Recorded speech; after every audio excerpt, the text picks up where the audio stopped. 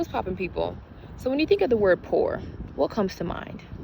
Probably insufficient funds, or not being able to make ends meet, or a lot of things have to do with financial wealth, right? That's typically where our brain goes when we think about the word poor. But I want to submit to you Luke 4:18, and where Jesus says that he was anointed to preach the good news to the poor. So with our initial definition of poor, or our association of poor with the lack of financial need, that would mean that Jesus only came to preach the gospel to those who didn't have financial wealth. And obviously that's not the case, because he preached to not only the poor who didn't have money, but the rich young ruler, the Pharisees, Sadducees, and everybody else who had a little bit of change, loose change in their pocket.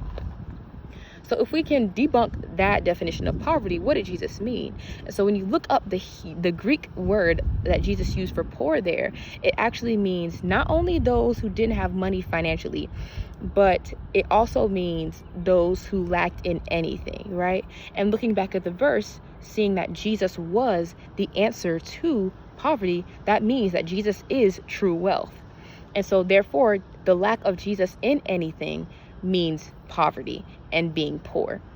So assess your own life. What areas do you know that Jesus is lacking? What areas of poverty do you see in your life? Maybe it's identity, maybe it's sexual identity, maybe it's community, maybe you're looking for love and affection in partners or friends or whatever.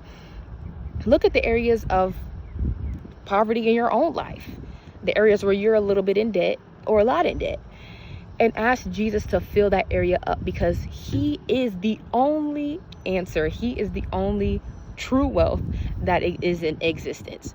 So it's not about the amount of money or amount of dough you rolling in your bank account, but true wealth has everything to do with the amount of Jesus you have in that area, the amount that you have surrendered to him, and how he can be Lord in those areas of your life.